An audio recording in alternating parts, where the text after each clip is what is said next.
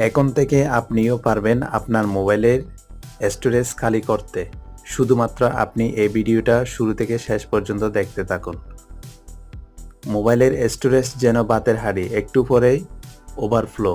চিন্তা নাই, আজকে এমন টিপস দেখাবো আপনাদের, ফোন হবে ফাঁকা আর মন হবে ফুরফুরে, স্টোরেজ ফুল আর হবে না কখনো। এজন্য আপনি প্রথমে চলে যাবেন আপনার মোবাইলে থাকা সেটিংস অপশনে। সেটিংসে আসার পর আপনি এখানে স্ক্রল করে একটু নিচে চলে আসবেন। নিচে চলে আসার পর আপনি এখানে দেখতে পাবেন স্টোরেজ নামে একটা অপশন রয়েছে। আপনি এই অপশনটাতে ক্লিক করবেন। এরপর আপনি এখানে দেখতে পাবেন স্টোরেজ কত জিবি ইউজ করতেছেন। এরপর আপনি এখানে নিচে ক্লিন আপ নামে যে অপশন দেখতে পাবেন এই অপশনটাতে ক্লিক করবেন। এই অপশনটাতে ক্লিক করার পর আপনি এখানে আবার ক্লিন নামে যে অপশন রয়েছে এই অপশনটাতে ক্লিক করবেন। এই অপশনটাতে ক্লিক করার পর দেখুন আপনার জাঙ্ক ফাইলটা কিন্তু ক্লিন হয়ে গিয়েছে। এরপর আপনি এখান থেকে ভিউ নামে যে অপশন রয়েছে এই অপশনটাতে ক্লিক করবেন। আপনার স্টোরেজ খালি হয়ে গেলে আপনি এখানে ডান ক্লিক করে দিবেন। এরপর আপনি এখান থেকে ব্যাক দিয়ে চলে আসবেন। এরপর আপনি চাইলে এখান থেকে ফোন মাস্টার নামে যে অ্যাপস রয়েছে এই অ্যাপসটাতেও ক্লিক করতে পারেন। যদি আপনার মোবাইলে এই অ্যাপসটি যদি না থাকে তাহলে আপনি প্লে স্টোর থেকে এই অ্যাপসটি ডাউনলোড করে নিতে পারবেন। এরপর আপনি এখানে ওয়ান ক্লিক অপটিমাইজ এই অপশনটাতে ক্লিক করে দিবেন। এই অপশনটাতে আসার পর আপনি এখানে ডানে ক্লিক করে দিবেন। এরপর আপনি এখান থেকে ব্যাক দিয়ে চলে আসবেন। এরপর আপনার গ্যালারিতে চলে যাবেন।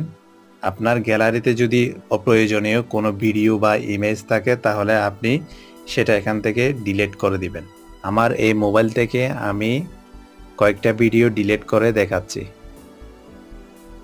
ডিলিট করার পর আপনার এই ভিডিও কিন্তু এখান থেকে ডিলিট হয়ে গিয়েছে। আমি চাইলে এই ভিডিও আবার পুনরায় দেখতে পারবো। এজন্য আপনাকে এখানে উপরে 3 ডট লাইন যে অপশনটা দেখতে পাবেন এই 3 ডট লাইনে ক্লিক করবেন। 3 ডট লাইনে ক্লিক করার পর আপনি এখানে দেখতে পাবেন ট্রাশ নামে যে অপশন রয়েছে এই অপশনটাতে ক্লিক করবেন। এই অপশনটাতে ক্লিক করার পর আপনি এখানে দেখতে পাবেন আপনি রিসেন্টলি যে ভিডিওগুলো ডিলিট করেছেন এই ভিডিওগুলো আপনি এখানে আবার দেখতে পাবেন।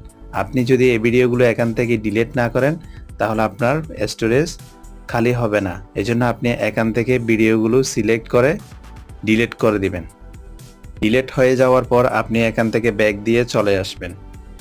এভাবে চাইলে আপনি আপনার মোবাইলের স্টোরেজ খালি করতে পারেন, তাহলে আপনার মোবাইল দ্রুত চলবে। এরপর আপনাদেরকে যে প্রসেসটা দেখাবো খুবই গুরুত্বপূর্ণ।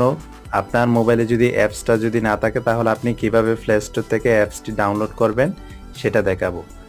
আপনি যদি আমার চ্যানেলে নতুন দর্শক হয়ে থাকেন তাহলে চ্যানেলটাকে সাবস্ক্রাইব করবেন, পাশে থাকা বেল আইকনটি অল করে দিয়ে সাথে থাকবেন। এরপর আপনি প্লে স্টোরটা ওপেন করবেন। প্লে স্টোরটা ওপেন করার পর আপনি এখানে সার্চ বারে ক্লিক করে দিবেন। সার্চ বারে ক্লিক করার পর আপনি এখানে লিখবেন স্টোরেজ ক্লিনার। স্টোরেজ ক্লিনার লিখে আপনি এখানে সার্চ বারে ক্লিক করে দিবেন। আপনার সামনে এখানে অনেকগুলো অ্যাপস দেখা যাবে। আপনি এখান থেকে যে কোনো একটা অ্যাপস ডাউনলোড করে নিতে পারবেন। আপনি এই অ্যাপসটি ডাউনলোড করে নিতে পারেন।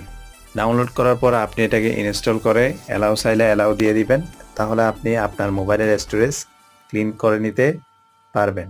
ভিডিওটা দেখে যদি আপনার একটু উপকারে আসে তাহলে ভিডিওতে একটা লাইক দিয়ে সাথে থাকবেন। আল্লাহ হাফেজ।